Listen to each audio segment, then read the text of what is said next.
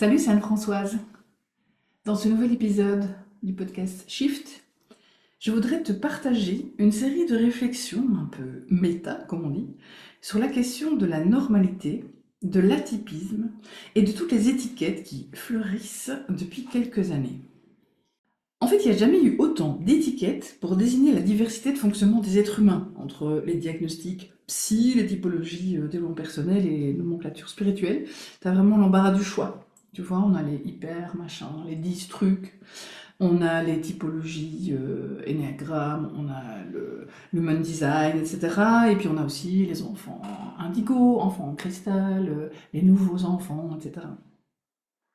À la base, c'est une bonne chose parce que chaque exploration amène son lot d'informations et de nouvelles perspectives, et puis ça ouvre un champ des possibles, parce que là où avant on était limité à plus ou moins une ou deux cases, genre normal, anormal, on dispose maintenant de beaucoup plus d'options et donc de plus de nuances. Mais comme on va le voir ensemble, les pièges des étiquettes sont tout aussi nombreux. Mais avant d'aborder ces pièges, laisse-moi enfiler ma casquette de psycholinguiste, parce que tu ne sais peut-être pas que ma formation de base, c'est la philologie et la linguistique.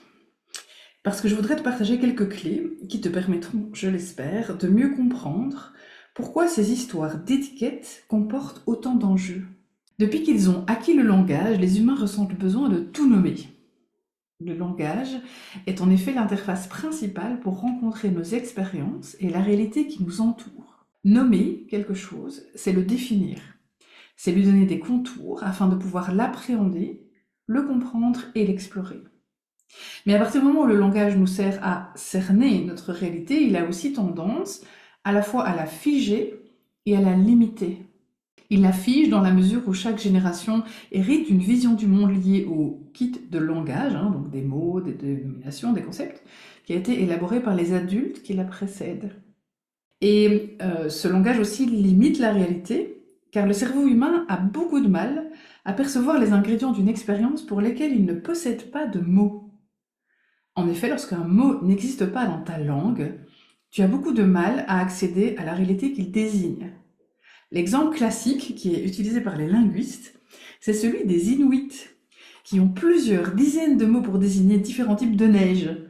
Là où toi et moi, franchement, on distingue à la grosse louche neige fraîche, neige fondue et bouillasse. En plus de nommer, le cerveau humain adore tout classer. Enfin, surtout le cerveau gauche, dont c'est d'ailleurs l'une des principales fonctions. Chaque époque, chaque milieu possède dès lors ses codes, ses normes et ses définitions. De nouveau, c'est pas un problème en soi, ça nous sert de cartographie ou de GPS pour évoluer au quotidien avec nos proches, nos voisins, nos collègues, nos enfants. Mais à partir du moment où ces codes établissent la normalité en vigueur, et donc définissent comme anormal tout ce qui y déroge, eh bien la porte est grande ouverte au conditionnement, aux croyances limitantes et autres quêtes d'acceptation. Comme on vit dans une époque qui cherche à sortir des discriminations et des jugements de valeur, et ça c'est vraiment une bonne chose, eh bien on voit fleurir plein de termes plus soft ou plus politiquement corrects pour désigner les choses. Et le champ des fonctionnements humains, et donc aussi des dysfonctionnements humains, n'y échappe pas. On remplace donc de plus en plus les termes bizarres ou dysfonctionnels ou anormal par atypiques. Même les neurosciences utilisent des termes comme neuroatypique en opposition à neurotypique, qui est en fait un terme sérieux pour désigner quelqu'un de normal.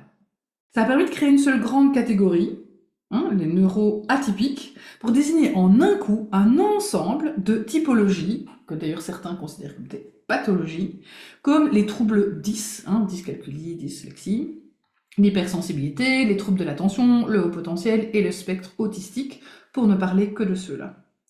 Alors effectivement, c'est plus sympa de se faire traiter d'atypique que d'handicapé ou d'anormal. Et puis c'est une forme de reconnaissance, car, ouf, il y a un nom pour les gens comme moi. Mais néanmoins, c'est le fondement de cette nomenclature, même enveloppée dans un coton politiquement correct, reste en fait une vision de dysfonctionnement, voire, comme je viens de le mentionner, carrément une pathologie. Et alors, petite remarque, ces étiquettes sont présentes partout, mais j'ai surtout fait allusion aux typologies psy et à leurs limites.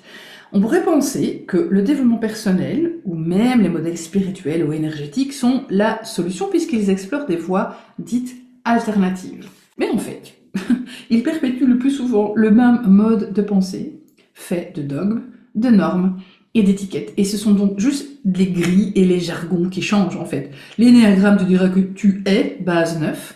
Le modèle des 5 blessures de Lise Bourbeau te dira que tu as une blessure de trahison. Et les typologies New Age ou ésotériques te diront que tu es, peut-être, un enfant indigo, ou un enfant cristal, ou un enfant arc-en-ciel, ou starseed, ou blablabla. Mais revenons à l'étiquette, avec sa puissance, son atout, de clé d'intégration. L'intégration, en fait, c'est un des besoins fondamentaux des êtres humains. Parce que nous sommes des animaux sociaux. Oui, même toi qui es parfois très saturé de tes collègues êtres humains. En fait, nous avons tous autant besoin d'interaction que de nourriture ou d'oxygène. En plus, l'organisation de nos sociétés est depuis longtemps basée sur une forme ou une autre d'appartenance. La famille, le clan, la classe sociale, ou un peu avant, le village ou le métier, mais encore aujourd'hui la langue, le peuple, la religion. Et puis, en fait, beaucoup plus tard dans la civilisation, la notion d'État, nation, Mais voilà, quoi qu'il en soit, ta place dans la société était, et est toujours en fait, définie par un ou plusieurs de ces attributs. Et en fait, qui dit place, dit sécurité, tant physique que matérielle. Donc c'est une des raisons pour lesquelles les êtres humains sont aussi friands d'appartenance, c'est parce que c'est intimement lié à la notion de sécurité. Car pendant des siècles, lorsque tu ne correspondais pas aux critères en vigueur, tu risquais de ne pas être accepté.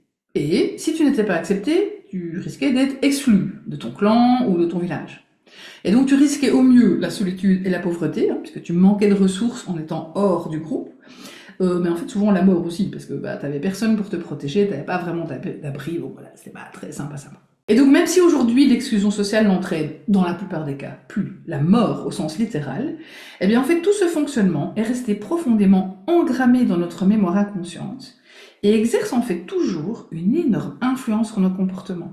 Tu comprends sans doute déjà mieux pourquoi on consacre tellement d'énergie à se faire accepter par les autres. Et ce besoin d'appartenance produit un effet en cascade en fait sur notre relation à notre identité et du coup notre rapport aux étiquettes. Parce que si je suis différente, mais que la société dans laquelle je vis a un nom pour les gens comme moi, alors, en fait elle a quand même une place pour les gens comme moi. Bon, c'est une place de merde, mais c'est quand même une place. Et donc, je vais donc consacrer beaucoup d'énergie soit à essayer d'être normale, soit à chercher à me conformer à une des étiquettes en vigueur dans le milieu où je vis, à l'époque où je vis. C'est de là aussi que vient l'attrait pour cette multiplication des nouvelles étiquettes. Parce que si on a des nouvelles, eh bien j'ai l'impression d'avoir plus de chances de trouver la mienne. Je vais causer une comparaison un peu audacieuse. Depuis quelques années, on voit fleurir toute une kyrielle de dénominations qui viennent élargir le choix jusque-là très limité de l'identité et aussi de l'orientation sexuelle. Donc, avant on avait homme-femme, hétéro-homo, maintenant on a gender neutral, gender fluide, trans, YEL, TM, etc. Bon, je sais, là je fais ma boumeuse, mais je t'assure que je trouve vraiment l'analogie pertinente. Car tous ces nouveaux choix, c'est cool parce que ça décloisonne. Mais hélas, ça crée très sournoisement en fait une nouvelle norme. Tu dois décider, et affirmer si possible, à quelle case tu t'identifies, sinon, à nouveau, tu n'existes pas. Du coup, j'ai l'impression que les ados, et d'ailleurs beaucoup de people aussi, occupent une bonne partie de leur temps à réfléchir, choisir, proclamer la case, et à faire des mises à jour d'ailleurs, s'ils changent d'avis, de ce nouveau catalogue. Bref, ce qui était censé leur ouvrir une nouvelle liberté, crée en fin de compte une nouvelle pression. Alors tu pourrais penser, en écoutant cet épisode, que je suis contre les typologies, les tests, etc. Pas du tout en fait. Je suis juste frustrée à cause de leurs effets secondaires, souvent sournois, et de leurs limitations en fait. Je suis pas non plus contre les processus de testing. Pour moi, ce qui compte, c'est pourquoi tu as envie de passer un test en fait. Donc pourquoi? Qu'est-ce que tu penses que ça pourrait t'apporter? Comme éclairage, comme apaisement, comme compréhension, et donc comme clé concrète. Et donc, c'est clair que si tu as besoin d'un diagnostic de trouble de l'attention pour que l'école de ton enfant puisse activer un dispositif d'accompagnement adapté, c'est pas du tout la même chose que, je vais être un peu provocatrice sur ce coup-là, mais je prends un exemple à titre pédagogique, c'est pas la même chose que de chercher un test au potentiel pour espérer que tes proches reconnaissent enfin la valeur de ton mode de fonctionnement différent. Je dis pas que c'est plus ou moins valable, je dis juste que les enjeux sont pas les mêmes et que tu as tout intérêt à clarifier ce point avant de passer les tests, pour éviter de te retrouver frustré, voire parfois encore plus mal qu'avant de passer le testing. Et donc pour moi, les typologies et les testings sont des sources d'informations super utiles comme source d'éclairage et de compréhension, si tu veilles à ne pas les laisser t'enfermer ou te faire croire qu'elles savent mieux que toi qui tu es et comment tu fonctionnes.